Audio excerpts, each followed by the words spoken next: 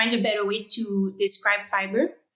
And then also to not look at fiber as something that's negative in a diet, but more look at it with a gut health perspective and see that it's good for the pig to have some fiber. It can take something out of it that would benefit the health of the animal. And maybe even if you don't see any impact of growth, if you have a healthy animal, that's also something that's quite appealing.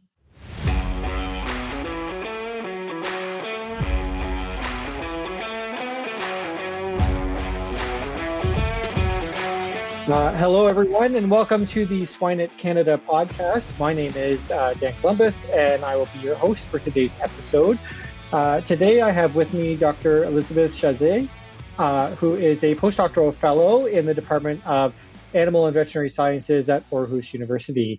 Thank you very much, Élisabeth, for joining us today.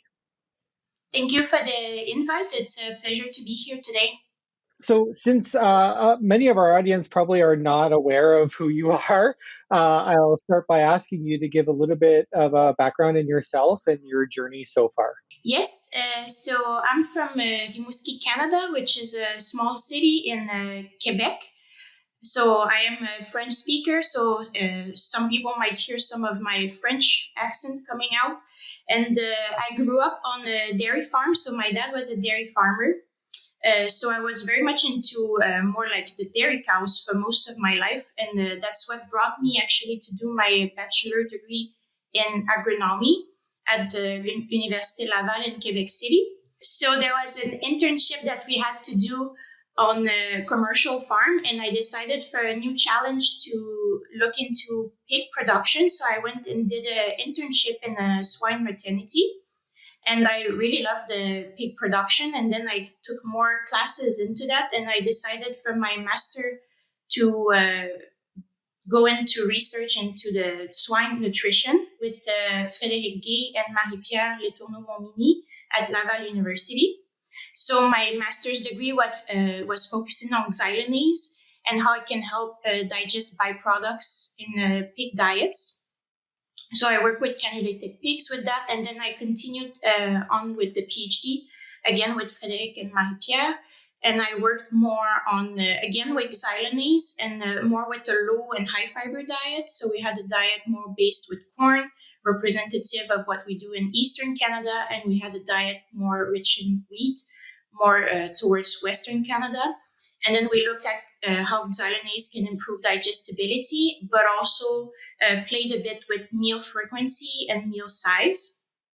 So that was my thesis. And then for a year, last year, I got a postdoc position that was completely different in dairy nutrition. So I went back a little bit to what I was doing at first. Working a lot with seaweeds and looking at how they can reduce methane emissions. So that's a big topic here in Denmark right now. And then there was an opening in this new pig paradigm project, which I'm working on right now with Knud Erik Bak-Knudsen, also at Aarhus University. So I started this pig paradigm position in March. So now I am back working on pig nutrition. So it's quite nice. It always surprises me to see how many people seem to almost end up in pigs by accident. You know, they start off somewhere else and then they get involved in pigs and they love it so much that that's what they end up focusing on. But also a little interesting, you went back to cows for a while. Yeah, it was quite nice. It allowed me to a bit develop what I was working on with fiber and carbohydrate nutrition, but more adapted towards the ruminants. Working with nature and not against it, piglets fed AX3 see significant and improved feed efficiency.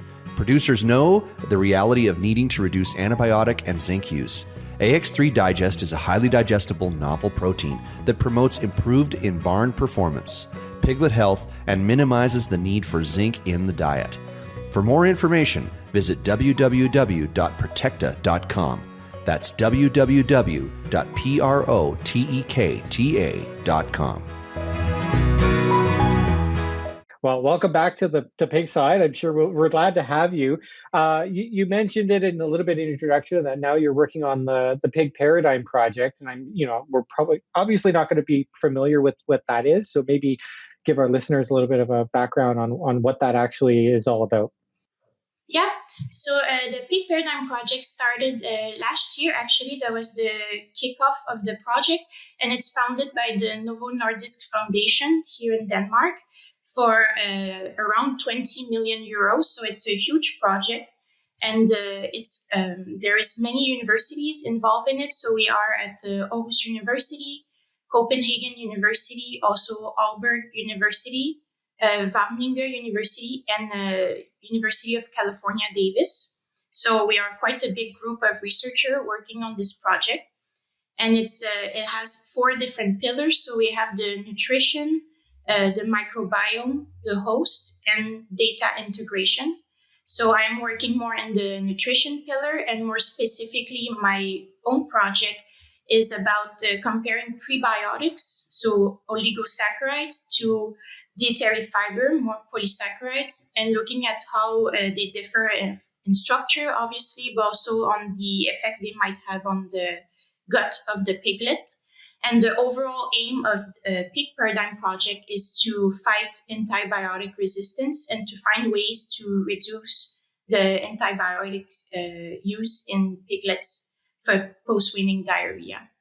I'm really interested. It relates a little bit to mine stuff. I've dabbled in the fiber and prebiotic side of it, but I'm more of a protein person. But I like the fiber side of the nutrition, and I also like with these projects that it is looking back at the overall nutrition and not really looking necessarily for like that silver bullet that's going to replace an antibiotic, but how do we alter our diets a little bit, to more support those animals. So I guess with that in mind, let's delve a little bit more into your research and what, you're planning on doing, or even what you found based on some of the previous stuff that you've done.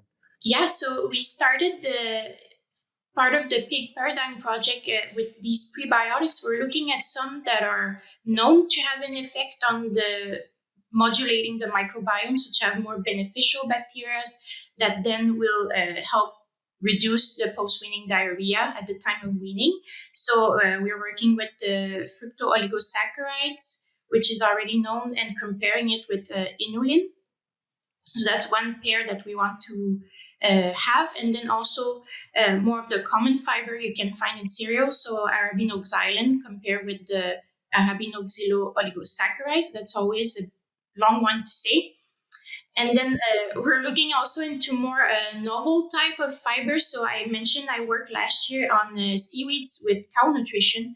So that was actually useful in my current position because there's fibers in seaweed that are actually quite interesting, such as the fucoidans and the laminarin. And the fucoidans, for example, they're very used now, or at least studied in humans for cancer because they have some anti-cancer properties. And also good for gut health. And the laminarin as well, by structure resemble a bit of a beta-glucan, so something you could find in oats. But I think the molecule is a bit shorter, so then it's more fermented, and it has positive effect in the gut. So that's some of the things we want to test in the piglets to see if it does anything to help with the post-weaning diarrhea. Yeah, I mean, quite a bit of work seems to have been done in this area, and I think obviously the novel sources that you're looking at, that's clear, right? They're new, and we haven't really done it. But is there a particular reason why you're looking at those other fiber types, or is there like some different aspects of those that you're going to be looking at? Yeah, so the effect of those prebiotics, obviously, on the gut, it is known that it's something that can help. What we want to study more is how they differ, like how the structure can interact with the gut and how the fibers are degraded as we feed them to the piglets. So we want to go more into the structure of the fiber and also look at the effect on immunology and more the microbiome. So not necessarily pure digestibility, how much is digested, but more on the specific effect and describe a bit more the mechanism and how those prebiotic, they can differ from fiber. Because as we know, if you take, that's what I worked on for a lot of my research, is with a high fiber diet, and then you feed with Xylanase, and that releases also some prebiotics. So that's another aspect of that. Yeah, I think it's important to look at mechanisms. We get into the overall effects a lot of the times, but we tend to steer away a little bit from how these are actually working. And I think, personally, I like that because it allows you then to look at other sources and that might potentially be useful because they might work in the same mode of action, right? So, do you have any results from this yet, or are you still in the preliminary? Yeah, it's still quite preliminary. We just started with the first in vitro pilot last week, actually. So a lot of these more new prebiotics, they're quite hard to find. So it was quite the challenge to order them online, so that we had some delays with that. But we had the Kickstart experiment last week. So sadly, I don't have any results now for that. Okay, well, we'll have to have you on in the future, and you could talk about some of those projects. Maybe in the meantime, we can talk about some of the stuff that you found, maybe in your master's and PhD, or even in your first postdoc, because obviously fiber in cattle can be quite useful for what we find out in that as well. So maybe just discuss some of your previous work. Yeah. So something I could talk about is in cattle and also in swine nutrition. It's quite the fibers are often described as NDF or ADF fibers, which is quite a vague analysis for fiber because it just gives you 1%, and what exactly is in there we don't know. So that's something that I worked on a lot last year, is compare these more older methods to evaluate fibers such as NDF and ADF with the non-starch polysaccharide, NSP, or total dietary fiber, TDF. So basically the difference between the total dietary fiber and NSP is just that you add the lignin, then you have your total fibers. So that's something I've been working quite hard to compare, because you don't get the same level of details with the NDF analysis. It doesn't give you, first of all, the soluble content in fiber in your diet. And more often than not, that's what will cause a negative effect on digestibility and viscosity. So it's quite nice to know the content in soluble fiber. And also, if you work with something like seaweeds, we notice that if we then analyze seaweeds with NDF, we are completely off, because the fibers in seaweed are more than 50% soluble. So then if you go in with an analysis to analyze your fibers and you remove the soluble fiber, you only analyze 50% of the fibers. So with NSP also, it was possible to then have them as monomeric sugars. So we know exactly how much, let's say, fructose is in there, how much xylose, arabinose, and glucose, all of those sugars that made up the fiber. So then, of course, if you work with a novel feedstuff and you don't really know what's in there, you can analyze it this way and then decide if it's, let's say, not so digestible, to go in with an enzyme to target your fiber better. So that's some of the work also that I did mainly last year, to compare different fiber methods, especially for seaweed, but can be more broadened to novel feedstuff. Yeah, this is something that I'm trying to teach my students and trainees. They kind of get at least the swine world to move to the our total soluble and insoluble dietary fiber and get away from the ADF and NDF. And it's amazing the resistance to it, that people are so about ADF and NDF, right? It's like, but that was developed for cattle. It doesn't mean anything to us, at least in the monogastric world. So it would be nice to see that, people are working on that and showing the benefit of it. Yeah, no, it's quite nice. The only issue I would say is with the NSP and total dietary fiber, there are methods that are, first of all, like the protocol is quite longer. So it requires more time and also more chemical reagents, and it's overall a more expensive analysis. So it also depends, if you don't really work specifically on fiber, maybe it's not so important for you. But I've reviewed papers before where it was about Xylanase and everything fiber, and there was no fiber analysis except NDF. So I thought that then in that case, I think it is nice to go a little bit deeper and just learn a bit more about the fibers that are in the diet. Yeah, it's kind of along those same lines, because I've tried to look at soluble and insoluble fiber ratios and stuff like that in the diets, and it's amazing. You look at these studies that have done that in the past, and they add these sources of the different fibers, and then they do ADF and NDF, and they see no difference in the fiber content across their diets. I'm like, so what did you think you were testing? When you're looking at that. So you definitely need to go and start looking at these, especially if you're wanting to characterize these different sources. Yeah, for sure. And another thing that I think, let's say we conduct often digestibility trial and you work on fiber. One thing I did in my PhD is measure the transit time. So how long actually is it for the food to pass through the pig? Because in pig, it doesn't matter as much as in poultry. The passage rate is quite important to determine how they can digest and extract from the diet. But for the pig, the fiber content can affect a lot the digestibility. And if you want the feed to stay at least a good amount of time inside the animal so it can get digested with enzyme. And that's not something that's also done a lot with digestibility study. And I think this measurement could be quite nice to have when we have some research done with the animals. Yeah, definitely. I think a lot of time we focus on the overall effects of the fiber and not really of what it's doing with other nutrients and stuff like that. Although it is interesting, I know you're talking about the soluble fiber as it causes viscosity issues and transit time issues and stuff like that. But there is actually work that's also being done that shows that it has a positive benefit, right, in the gut as well. So how do you balance those two between you don't want to reduce the availability of other nutrients and stuff like that, but also come up with and obtain some of the benefits of that as well. Yeah, you raise a good point because when I started my master's, I was looking at fiber in a kind of a bad way. I was like, okay, it's like something that's in the diet that we don't really want there because it's reducing digestibility, it's reducing the energy density. So how can we get rid of it? That's the angle I first approached fiber with the Xylanase.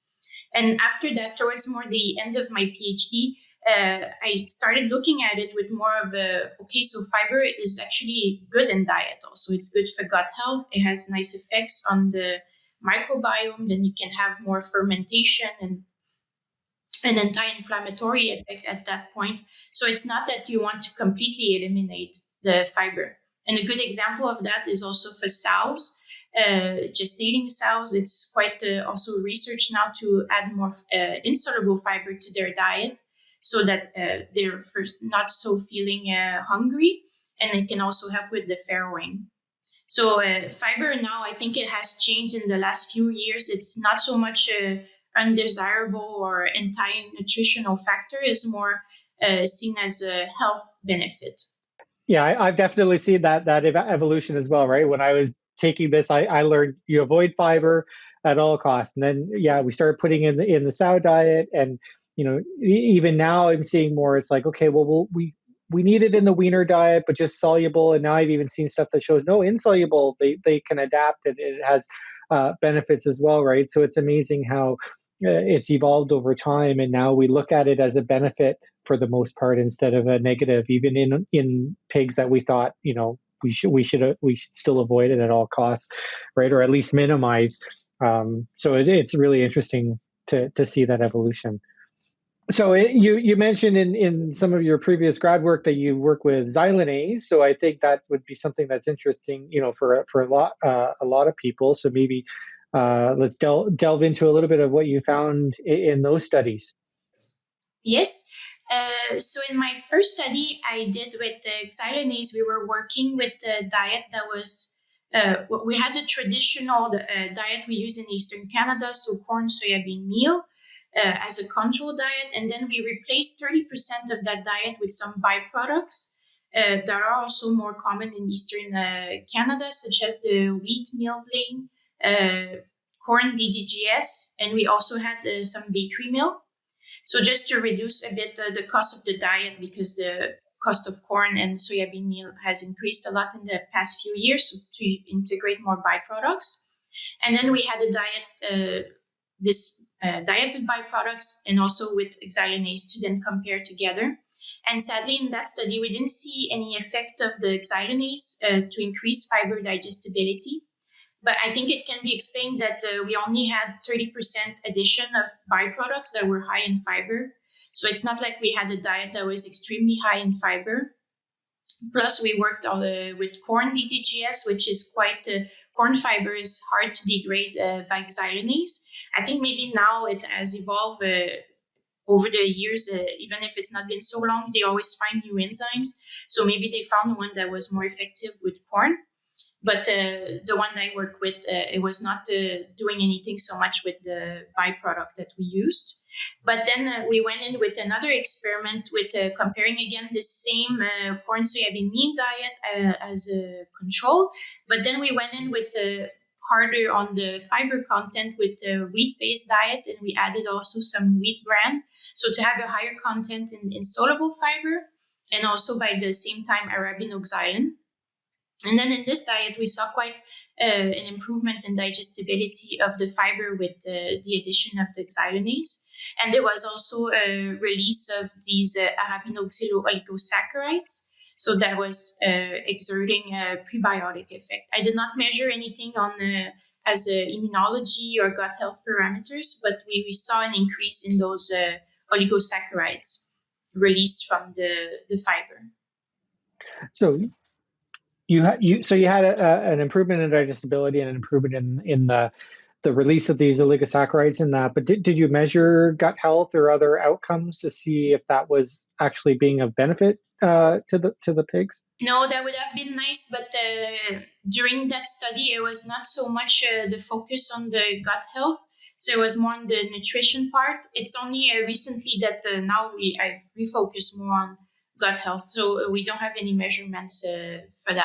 We had the short chain fatty acids, however, that were measured, and there was an increase in those as well. I cannot remember which ones exactly, but we could see that there was an increase in the short chain fatty acids production. Yeah, so maybe a benefit, but unfortunately, you didn't look at more. I would have been interested to see some of that too, right? Because and not to knock on it, but it's like just because something is an improvement in digestibility doesn't necessarily mean that it's a benefit, especially when we're looking at. I think the focus when we made this project was very much again on reducing the fiber impact for growing pigs, so to have them grow faster. And it was a digestibility trial, so we also didn't try it with like a growing trial to see the impact on the average daily gain and so on. So it was just to understand if, first of all, adding enzyme does anything to be more digestible. Yeah. Well, growth is the main outcome we're generally looking at, so it makes sense. I just the selfish part of me and the academic in me wants to know what's going on other than that, and especially when we're talking about how can we change our diets to improve the health of the animal and have that focus on it as well. Yeah, and I think it's a big focus now, especially like here in Europe, they had the ban of the zinc oxide that they usually use to replace antibiotics that we're also trying to reduce. So now we're really looking into finding other things. So we've turned to fiber again, but not as something that we want to remove, but more something that could be beneficial.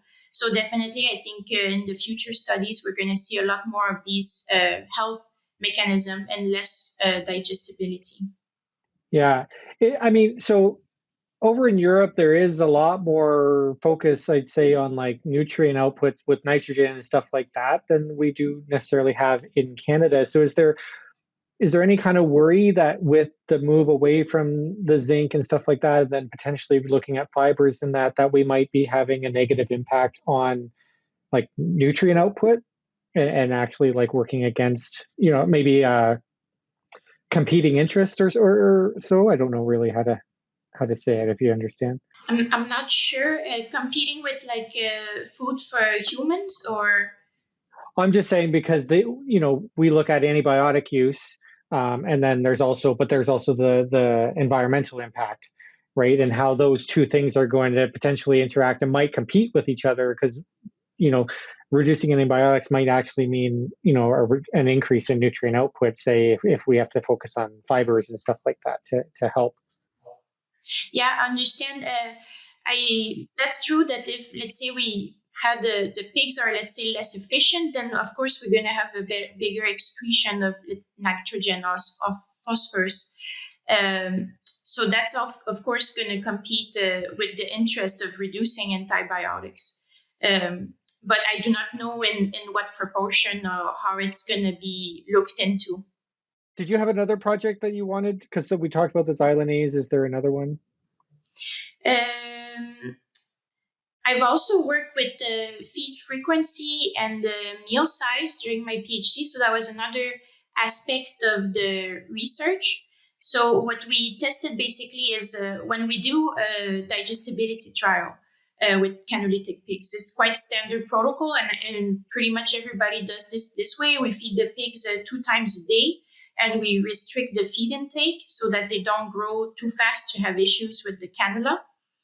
But what we were wondering is then, is the digestibility that we measure comparable to what you would find in the farm? And of course, it's never the same, but because the pig in the farm is eating ad libitum, so the food is just there. When the pig is hungry, it goes to eat, and there's no meal time or anything like that. So that was what we wanted to compare with that. And so we had a treatment that was 2 meals per day restricted, like we usually do in any trial. And then we compared that with the same amount of feed, so 3 times the metabolizable energy requirement, but instead of in 2 meals, in 8 meals per day. And then we had that same 8 meal per day schedule, but then we had the feed intake that was more resembling ad libitum, so at 5 times the requirements for energy. And then what we saw was that actually the best of the meals was the 8 meal per day that was restricted, because when we feed them ad libitum, 8 meals per day, what we found out is that it was becoming a bit oversaturated, and there was like a limit in the digestibility that we could have with that one. And when you look at it with a high or low fiber diet, we found out that when you have 2 meals per day and also the ad libitum feeding, the transit time was longer, but the digestibility was not necessarily higher. So we had more of an, how can I say, a better digestibility with the 8 meal per day, and also a transit time that was a bit less long. Sorry. Knowing this, then, how would we apply that in our commercial settings to take advantage of our diets and to maximize our pig performance? Yeah, the idea was to look into the precision feeding system, so a bit what relates to Candido's research in Agriculture Canada. So they have the possibility with an individual feeder and a chip to then feed the pig to its requirement. So then the idea was also to maybe modulate how much meals the pig could have per day. So I think also the data from my research will be used in some modeling from another student of Marie-Pierre to better understand how they can modulate, let's say, a phosphorus or any nutrient, and then deliver it to the pig on a schedule that would allow a good digestibility. That's very interesting. It's amazing. The precision feeding is just getting more and more precise when we start looking at, well, how many meals do they get and how much of that do they get too? It's not just delivery of the nutrients. So very, very interesting. It's time for our famous 3. We are getting close to the end of the time that we normally have for these. So I guess the question that I'll ask you before we get into the other 3 that we always ask everybody is if there's one or 2 take-home messages that you hope that people get after listening to this, what would they be? Yeah, I think one of the first messages is to find, when we do trials, to better characterize fiber. So as I touched before, like doing an NSP analysis and going more into details than this NDF method, or at least we need to find a way to characterize fiber that is maybe quick and better than NDF, but also not as expensive as the NSP method. So that's one thing I would like people to remember from this episode, is to find a better way to describe fiber. And then also to not look at fiber as something that's negative in a diet, but more look at it with a gut health perspective, and see that it's good for the pig to have some fiber. It can take something out of it that would benefit the health of the animal. And maybe even if you don't see any impact of growth, if you have a healthy animal, that's also something that's quite appealing. Yeah, I do that all the time. I'm like, we need to start focusing on more than just the growth. It's not the be all end all. And hopefully the more people start to really characterize the fiber, the cheaper that analysis becomes, because it is quite expensive and laborious right now. So really hope that it moves forward. So, okay, our last three questions that we ask everybody, are a little bit related to swine, but not as much. So the first one is, what would be your favorite swine or agricultural related resource that your go-to, that every time you just pick it up because it has all the information you want? Yeah, so one of my favorite books for pig nutrition, and that's of course related to fiber, it's called The Value of Fiber, Engaging the Second Brain for Animal Nutrition. So it's there's many editor from the book, but I can remember there's my current supervisor, Knut Erik Knudsen. There's also Mike Bedford from my AB Vista, Christophe Courtin from KU Leuven. So all people that worked a lot with fiber and also enzymes. So I think it's a very good book if you want to understand a bit more about fiber. It's really nice. And then I also used a lot enzyme and animal nutrition. That's another good book that I quite like for pig nutrition. So there's not just the NRC out there. Oh, that's good. It's funny though, because I'm thinking it's hard to have a fiber resource without Buck Knudsen involved in some way. I think that name comes up all the time, right? So clearly the leading expert. I think you're in the good spot to do that type of work. So our second question is then, what is your favorite book or resource outside of agriculture? And this can be, some fiction you like to read or anything, right? I searched very hard for that one because I used to be such a reader when I was in elementary school and high school. And then in university, I think I read too much and I got so tired of it. But if I can think of one, especially, when the weather is nice in summer and you want to just sit outside and read a book or something, then I think I go back a lot to The Alchemist by Paulo Coelho. I think it's quite a classic, and it's always nice to just revisit when I'm relaxing in the summer and I've not read too much in a long time. I think that's been on my to read list for quite a while, but I'm in the same situation as you, where I find it really hard to pick up a book lately. Yeah. So, and then our final question is, when you think back at like a swine professional or a leader or something, what is an aspect of them that you think like really makes them successful versus somebody who may not be as successful? Yeah, for that one, I think for me, at least, I'm quite early in my career, so I'm starting my second postdoc. But something that had helped me so far is to find people that would help you and give you the tools to develop your career like you want. So to find a supervisor that inspires you or that will just help you develop with your research and also push your ideas forward, and to just be creative, think of projects that can push the swine industry forward and solve issues that we have now. So it's not just about testing, let's say, different ingredients for digestibility anymore. We have more issues like the environment and the antibiotic resistance. So we have to be a bit more creative.